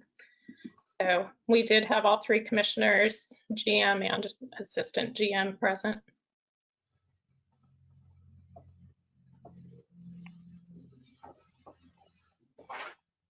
I'm just looking at our agenda for our council meeting tonight. I'm just wondering if there's an opportunity for the mayor to state that publicly, that there's not a utility tax as part of this annexation. You know, I can do it during my mayor's business, Gary. Yeah, okay. Just so it's on the record. Yeah. So, all right. Item D, Kevin, you discussed lake level and I'm consistent with your thought process on that. I've talked to Eric about that also, so I'll let you take the lead on it, but give us your thoughts. Yeah, I think this goes to Mayor Gailey. You're gonna talk to smart people and come back, is what I recall from the last conversation. But just to refresh, it's lake level's higher than it's been in the past few years at this time of year. Last year was highest lake level in 60 years, according to my non-scientific measure of my parents' dock that hasn't changed since 1962. 3 inches over, it had never gone over before. And so when you live in a swamp like I do, and my neighbors do, they're asking me what's the story and are we keeping it a little higher than, are we draining it back down before the rains come? Anyway, and from a sewer district standpoint, when downtown gets heavy, those manholes, of course, we get a whole lot of infiltration. We send all that to our expensive plant to treat stormwater, which is, especially when the problem happens at about the farthest geographic point from the plant, so we get to pump it through everything to get it there to then treat it when, you know, maybe we could avoid some of that. I'll go ahead and defer to Eric. He's my expert on this one. Hello, commissioners, council. Lake level currently is 211.15. Per our lake level management plan, that is the target level for August, September, and going into October. Our permit mandates that we keep some in-stream flow through the channel for fish. Years past, we just haven't had the water to do that, and it's gone dry. This year, we've been a little bit more active in managing the level. We had higher spring flows. We were able to hold back a little bit more water. And so the lake level right now today is exactly where we want it to be. This is the first year in forever that we've been able to maintain a 211 or a 211.1. The weirs will actually come out here 1st of October. The unique thing here is once the weirs are out in October, we have no control over the lake level through this wet season at all until the weirs go back in April. So the flooding issues we're seeing downtown, the high lake levels, those are all weather related. There is no way we could let enough water out of the lake to have a reservoir, like a detention pond in a plat, I guess you'd say. No way you could let enough water out that you could store up those excessive flows and take up the variation of weather and rain events to where you're not going to have flooding downtown. There's just not that type of volume. So once the weirs are out, we have no control. The lake does what it does until April next year. We try and hold a little bit of water back to maintain a 211 number through the summer, and that 211 number will give us a little bit of a flow throughout the summer to hopefully sustain aquatic life and fish in the channel. FEMA looks at the lake level of 213 as flood stage. So we're really only talking about a 2-foot difference between no flow out of the lake to flood stage. As you know, the city, we've been in this lake level outfall study, hired a consultant, $80,000 to bring forward some meaningful projects where we can figure out how to get more water out of the lake faster in the winter months. We're limited to the existing channel, the existing topography, the existing confluence of Catherine Creek on Hartford, where it makes that confluence on how many CFS we can actually get out of the lake at a given time in high water. We have huge concerns about flooding downtown as well, right? We're investing all this money into downtown and we have flooded streets. We got a fire department that can't get access in and out in certain times when there's water over the road. So we're hoping to be able to bring forward some meaningful projects in the next year to hopefully figure out a way to better manage the wintertime flows. But the city has virtually no control over the lake in the winter months. The weir boards are out. It just is what it is. And we're really fortunate this year to have had the heavy spring rains and be able to hold back enough water to be able to maintain a reasonable flow through the creek. So we're actually right where we need to be. I understand that, you know, it's been a higher level through the recreation season than you've seen in the past, but it's actually How right many at the inches higher is it now than it was last year at this time? probably about 7 inches, I would say. 7, 8 that inches. would be my guess. Yeah. Which is, as you know, we've tried to do this duck dash for Aquafest how many years, and there's just no flow, right? And last year, the whole channel was high and dry. And we know how important in-stream flows are for fish and aquatic life. So we're mandated to try and maintain some kind of in-stream flow. And that's the challenge we're having. So okay. Yeah, 7 inches is 7 inches is a lot of water, you know, going into the rainy months. So anyway, okay. By January, the lake will be full. I mean, so let it out 7 inches. What is that going to get you from January 1st to January 15th? You know, what I just look at it is it'll get us 7 inches lower than it will be. Yeah, once it's full come the first of the year in January, the spring rains and the flooding we have in March and April, there's relatively no change, right? Once it's full, it's full. And it's just a matter of when it ends up being full. So I don't know. We've had high water as early as December 10th before. And so if we're starting 7 inch higher and we get the rains early, I, for one, I'm going to be in rough shape. So, okay, well, if that's the answer, that's the answer. I mean, I question how much aquatic life there is in there the last several years where there wasn't any flow. I'd say the aquatic life's, you know, but I'm not a biologist. I'd have to defer to Mariah or somebody. So I appreciate the data though. Yeah, you bet. Yeah, obviously, you know, my concern is really just for our INI, and the higher it is, the longer it is, the more often we're hitting our peak daily flows, which is obviously a problem financially, capital-wise down the road. So, you know, if you can keep us updated on what those plans are that you're proposing for next year, obviously that would be nice. All right. Say your prayers now, Kevin, that we don't have a wet spring like we did last year, because you're not the only one that's going to be in a pickle. So man, I tell you, yeah, personally, and then also, I mean, my gosh, you know, we hit those peak flows again at the district. I mean, we had some additional headroom, but at some point, either you're going to re-rate the plant or we're going to expand it because we're processing I&I out of downtown. And that is one freaking expensive proposition. So, all right, that's an important one.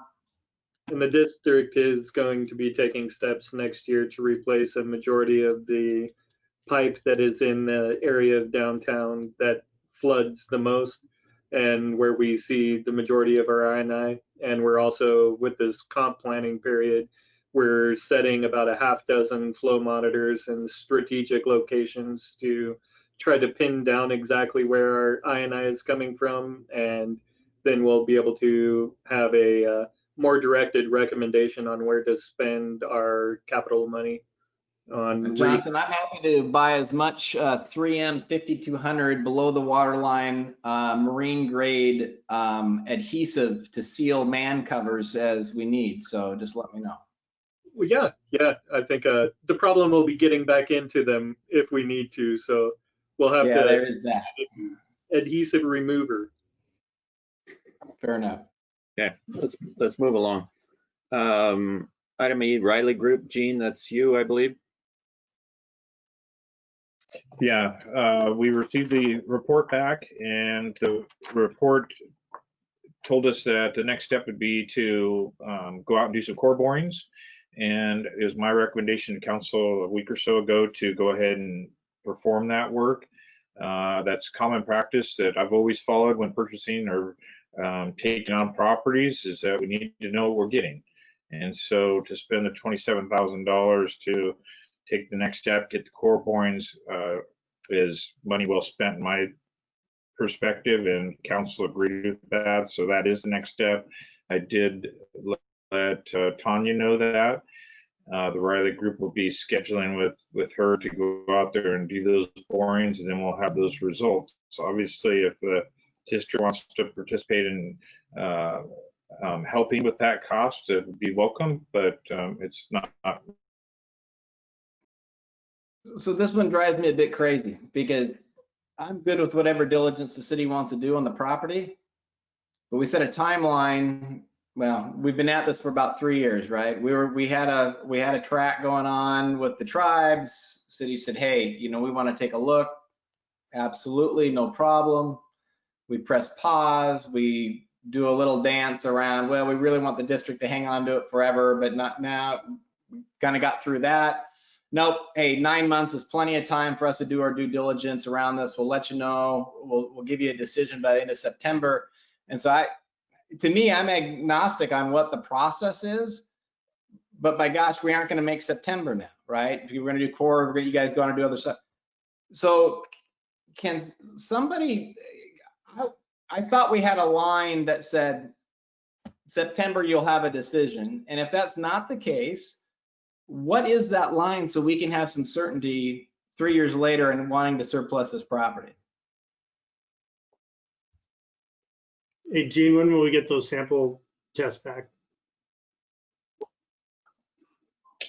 They said it'd take about 10 days to do the actual review of the samples, and a couple of weeks before they get out there and actually do them. And part of the delay was COVID. We had no control over that. It wasn't in our plan when we came up with a September date, and it took a lot of research. You guys probably saw the report. It's 289 pages long or something. There was a lot of due diligence that went into that report, so we knew where to drill the holes, where there might be hazards buried. So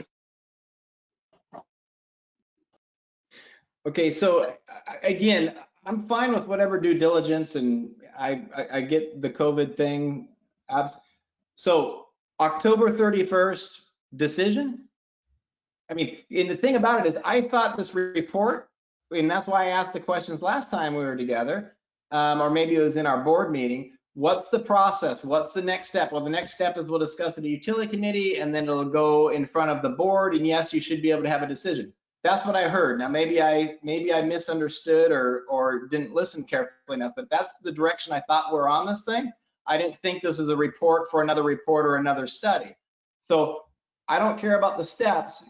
Give us a new proposed date where either we surplus it out there or we we know the city wants it. Is it October? Is it December? Is it November? What gives you adequate time, taking into the context of COVID and this next report and the core drilling and getting the samples and council meetings and that sort of stuff? What does that look like? Let's just give some good cushion there. Let's go by the end of the year. Does that work? Dan and Mariah, I'll defer to you. Well, Go ahead, Dan. I guess my disappointment is it's taken as long as it is. I mean, we've been playing, we're giving the land, you know, obviously meeting the RCW and our gift to the city. I guess is a concern that somebody thinks this was a Superfund site at one time and it is so bad that we're not willing to take, because I mean, my view is we're gifting it. We're going to turn the property over to the city following this, if this is what's on. We want it off our insurance rolls. We pay for that insurance for something we no longer need, and it's been surplus. And so it's a cost to the taxpayers just sitting there that we have no use for it. And so my feeling is I would just like to get rid of it. I mean, I want to turn it over to the city, if that is their desire, tomorrow. And whether they find ancient burial grounds or the Hanford nuclear site, because somebody decided to bury it there before the sewer district put a pond on top of it, you guys can move it to maybe the tribes if they're willing. Because I think regardless if they end up finding something there, it's obviously been approved through other processes over time, because the district back in the 50s, when they built that entire place, had approvals. And so I guess I'm just kind of frustrated, I think, like the other commissioners might be, and maybe even some of the council members, that the length of time to give a piece of property. I get it if you're buying it to develop it because you want to do your due diligence to make sure it meets the requirements.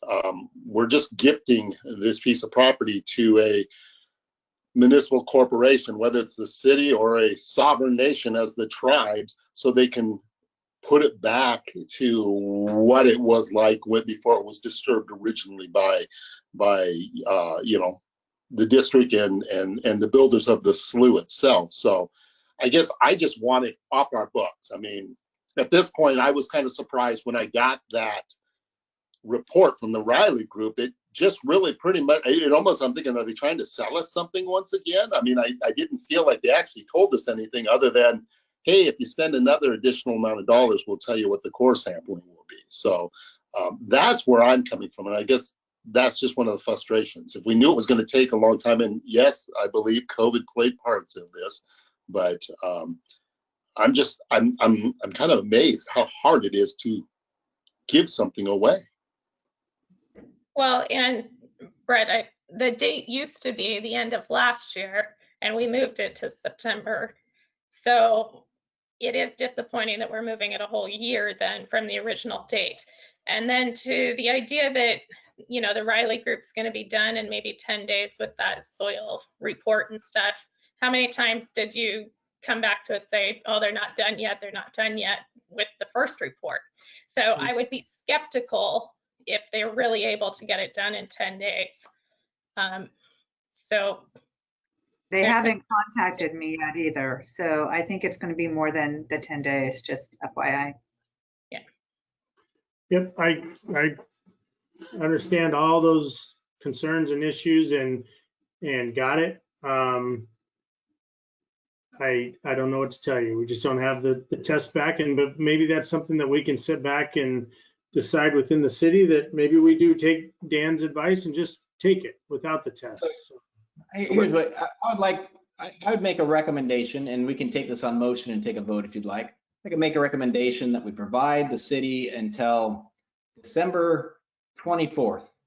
That's a nice date. December 24th to be able to determine whether they want the property or not. If after December 24th, on December 25th, the city either hasn't shared or isn't ready or has not answered in the affirmative, then we'll surplus the property without any concern or malice coming back from the city.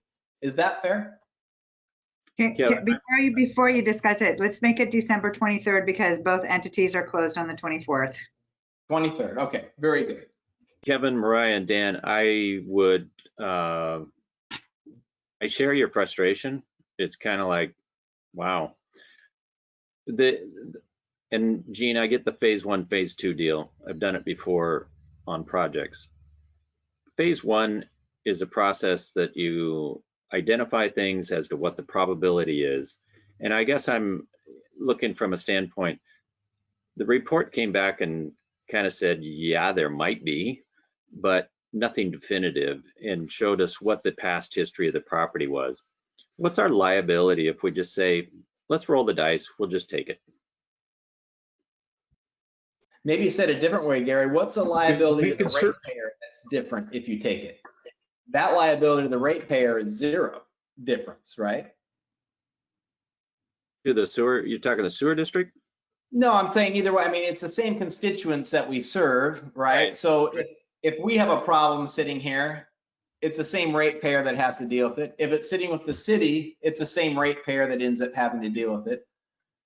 Well, the essence is you're just gifting it. So it's kind of, yeah, you're right. We're moving it from one end to another. The ultimate shareholder is the same.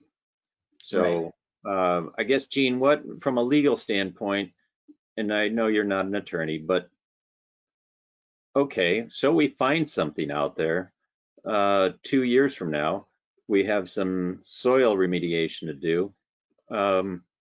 We don't have a plan for the property immediately anyway.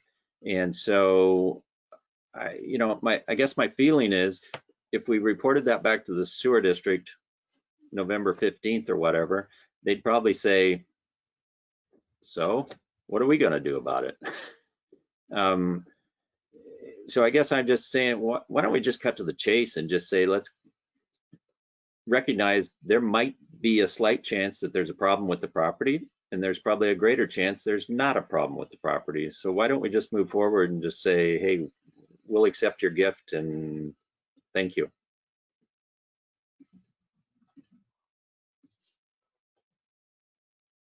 That is certainly one approach, Gary. Again, it's my recommendation to do the sampling. I don't see the urgency here. If for some reason somebody filled up a diesel tank there for 30 years and spilled in the ground, then somebody's responsible for that at some point in time. And so if the council wants to take that risk on, then I'm okay with that. I as the city administrator, can't go out in good faith and recommend that to the council. Whether we pay for the land or not, I don't think it's a good practice, but certainly I'm willing to yield. What you're speaking of in this, same with the commissioner, is a good reality that there might not be anything out there, but if you're asking me to take on that risk and vouch for the property that I don't know anything about, I'm not willing to do that, unfortunately. Right. But I guess, at phase 2, they don't sample every inch of that piece of property. So there's a potential that they may miss something. And they're just doing core samples where a likelihood of potential activity might have taken place. They could be totally off base. And 5 years from now, we could have a new type of chemical that's on the hazardous waste list that we hadn't even anticipated. 50 years ago, asbestos was not a problem. Now it's everybody's concern. You got to bring in the hazmat suits. So I would agree with the commission. We're kind of getting into this, pushing the goal line out farther and farther. And I guess the end result is for what purpose?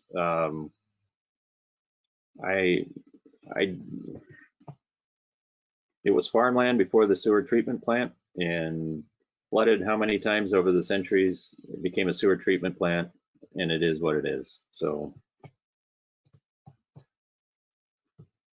I would say, if anything, December 24th is a generous time frame. I would, at the very utmost, I would say we get this wrapped up before Halloween, or at the most Thanksgiving. But I would say, let's just accept the property as is. I can certainly put it on a feature. Reality that I am, I'm fine with if you want to be able to go into the council meeting tonight and say we have two options, we can spend 30 grand more and we can, you know, have until the end of September, just keep it simple. Fine. If you want to move forward right away, which would be my preference, fine. Assuming my other commissioners are okay with that, we can do that. But I would strongly prefer a date where we're done and we're disposing of the property without concern.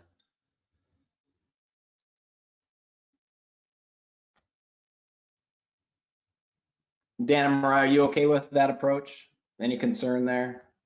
No, I mean, I'm fine. I mean, I just want to surplus it. I want to be able to give this. I mean, it was a point of contention a while back when we first decided to look at this, and the tribes were introduced in it. There was a little pushback, and I get that, you know, and we accepted that. I want the ball to move forward. And I think that every time we put that out there, it does move. And I know that it's going to be a frustration, because I'm sure this frustration for us is the same frustration they may feel on things that we're doing. So December, let's put the goal there. I mean, I'm fine. If we go to December 23rd, let's go to December 23rd. I would hope that it would come sooner. As I generally like to operate, I would rather under-promise and over-deliver than over-promise and under-deliver. So I just want something. I mean, if the city doesn't have obviously design plans for what they might do with it in the future readily available, that's, you know, it's well within their prerogative to decide that later. I just want to surplus it. I mean, get it to the city, because you obviously at the city staff have planners and others on staff that come across these grants and can take advantage of, maybe there's something we can do because we have this nice wetland area that can be restored. So we don't look into that. All we're looking at it at this point is let's get it off our books. All right, well, let's go with the December 23rd, and you'll probably have an answer sooner than that. So I think, Kevin, you framed it as a motion. Did we actually want to make it a motion and take a vote on it? Yeah, let's codify it. So I'd make a motion that we provide the city up till December 23rd to come back to the district with an affirmative action to accept the old wastewater treatment plant. If by December 23rd the city does not come back with an affirmative yes or no on accepting the old treatment plant, then the district will be provided the ability to be able to surplus it in whatever means the district sees fit for public interest. I'll second that. All those in favor? Aye. Aye. Aye. Any against? Hearing none, motion passes. Hopefully we'll get it back before December 23rd. And thank you, I appreciate it. Item F, Moss Adams suggestion update. Is that Mayor Gailey? I can take that. One of the things that stuck with me, Kevin, a couple months ago when we met was the talk of, how did you look at the financials of a merger, that sort of thing. And I thought it was a great idea that we have done the internal looks, we've done the combined looks, we've done the napkin look, but what does it look like from an outside entity that knows the sewer district and as well as a little bit of the city to take a look at what those numbers look like. And so that's why we proposed that, to have a third party look at those merger numbers. And it's something that we're going to continue on with and have done.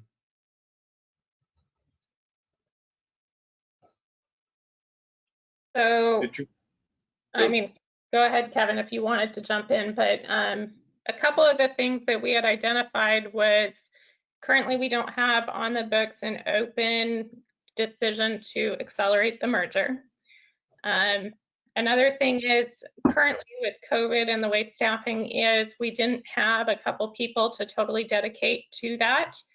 The Moss Adams proposal that you had sent over to me does require at least 2 staff. I think it was fully dedicated to them in order to make that happen. The third thing is, you know, we could look at the financials today, but if we're not looking at the merger for a couple years down the road, is this money we're going to have to re-spend down the road? And then also in the original proposal to look at accelerating, my understanding was to have a third party come in was one of the things in that proposal. Obviously, I wasn't there at that time, but then my understanding is that the city said they didn't want to do that third party at that time and then do it in-house, which is what we did pursue it in 2017-18. So those were the reasons kind of we went with saying not at this time and tabling it. I would still be in favor of tabling it for a while, especially given the amount of time that it's going to take devoted to that effort. But obviously I welcome whatever input you guys have. I guess the only thing I would have to add is, you know, my line of thought and dialogue at that meeting was around, was focused around some statements Marcus had made at a council meeting specific to that he had looked at the savings, and they're considerable and they're similar to the fire district and all that stuff. And since then, you know, we did a Freedom of Information Act request. Any written documentation, there was none. So that was my thrust of my dialogue was around that statement and what exactly was done or wasn't done. And it sounds like there was probably some conversation, but certainly nothing that constituted pen to paper or keys to a spreadsheet. So I'm not, you know, I think we've spent a lot of professional service dollars, whether it be in legal or whether it be performance audits. We've done a pair of those over the, you know, that's been a while, but in performance audits, we have had the legal fees. I mean, this stuff is adding up to, if you take the performance audit and the legal stuff, probably north of $250,000. So I would not be supportive on that. At this time, I would also offer up my business is professional service business. You know, you look at that, any of the synergies that we can gain by operating efficiently together and having good staffs, with the exception of overlap of function. So if, for example, if the city's position would be, well, hey, you know, we have this consultant come in and says that we can take, you know, we can take admin staff. That's the only thing that really overlaps with quasi-like, you know, the plant and the, you know, there's not overlap with the technical piece of it. But the administrative piece, you know, we think we can do it with half the number of people when we merge the city. Now there's savings. I'm not willing to take that step at this time, but that's the only source there would be in something like this that I can see. The rest of it, and I think Marcus even said at that the infamous council meeting even said that that's not what we're looking at, that's not what I'm proposing, or words to that effect. And so if the staff piece of it's kind of off the table from both entities, and I think that's probably the right message to our staffs that is the case, then the rest of it, the vast majority of anything else that's there, I think staffs operating well together could resolve. So I would not be in favor of it. Okay. And I hear both of you, but just so you know, we have decided as a council, the council has decided to go ahead and move forward with doing the study and funding it ourselves. So that will be happening from the city standpoint. Okay, but funding it though, but if you need 2 dedicated staff, what we're communicating, I think, is that's a problem for us. Right. If that's a hardcore, so I guess what I would recommend would be to go back to PwC or the consultants and say, what can you do without having dedicated staff at the sewer district, and see if there's something meaningful that can come out of that if you folks, you know, want to continue to move forward. Yeah. Agreed, Kevin. Okay, moving on the agenda here. Item number 6, utility agreement. Boom, boom, boom, boom, boom. If it's relating to the unification agreement, we've kind of beat that one up pretty good. So I don't I'm know. hoping we're done with this one. Yeah. Okay. Well, I'll vote for that. So project review, probably Gene, maybe for a Costco update. I'll turn it over to Eric. Okay. Costco project is still moving forward. We have our last day of hearing examiner tomorrow. We'll expect a decision from the hearing examiner within 10 business days after end of testimony tomorrow. It's going well. Moving forward on the rest of the project, I know the big thing that impacts the district is the project getting the casing pipe in the sewer under the roundabout and replacing the fish culvert on South Lake Stevens Road, east side. That project is still moving forward. It'll probably be done next year in the fish window, July 1st to mid-August is the target for that project. So we're still moving forward.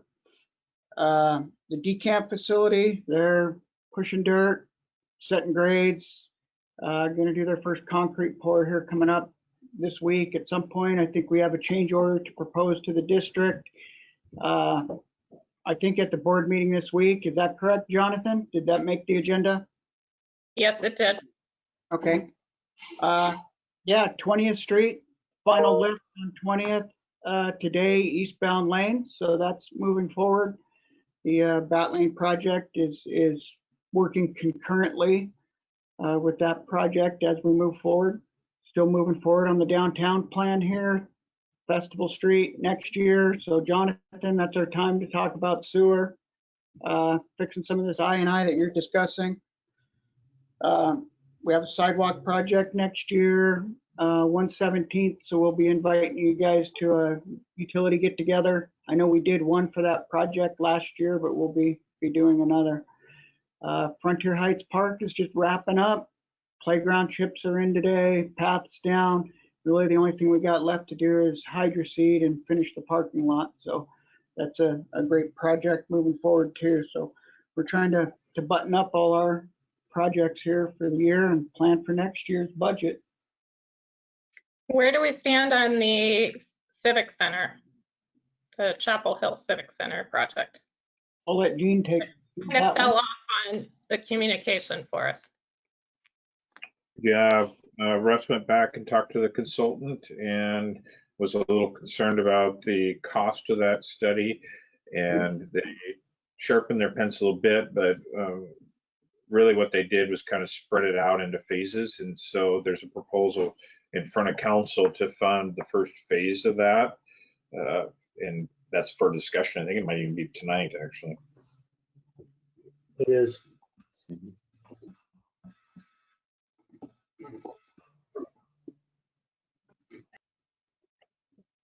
Is that it, Gene? That's it. Okay. Anything on the, Jonathan, on the sewer district side? We just started our parking lot paving project. It started at the beginning of the week, last week. And yeah, Gregco's doing a great job out here. We're scheduling the pre-construction meeting for the Grace Lane overlay, hopefully for either later this week or early next week. And then the South Lake Regional Lift Station is complete. We've got some issues with some sinkholes developing on South Lake Stevens. So Strider Construction is going to open those up next week to see what the issue is and repair that under a warranty with them. And the building improvements here, the final acceptance is going before the board on Thursday. Okay. Anything else from the commissioners? I think we're looking at scheduling our next meeting. Staff have a suggestion for that? Sometime in November? Did we want to get together to discuss what you guys talk about with the appointment of our interim GM? I think that, or is someone just going to get back to us? My belief is the mayor will get back to you folks prior to or on October 6th. Okay. So if we wanted to meet the 4th Tuesday in November, that's the week of Thanksgiving. I don't know if anybody cares, but it is the Tuesday before Thanksgiving. That's November. We want October. Are we going to do October 27th? Well, Gary had mentioned November, so if we want to do the 27th, we could. Let's do 27th and let's get into those 10 points. If, you know, or at least make a room for the 27th based on the dialogue between Gary and Mariah. So we have a placeholder, whatever you to come up with in terms of an approach. We can always pull it back if we don't need it, but why don't we have that there just to, you know, as a placeholder, if nothing else. Okay, 3 o'clock also? Does that work best for We do everybody? 3 o'clock because of the length on the agenda. I don't know if 3 o'clock, if you want to still do it, so. I think we've proven we can use the length when we talk about anything to do with ILA or the unification agreement. So I would say make it 3 o'clock. Okay, perfect, we'll do that. Okay, anything else? We are adjourned at 5:07. Thank you. Yeah. All right. Adios. Appreciate y'all. Tara, can you stop the recording, please? Thank you.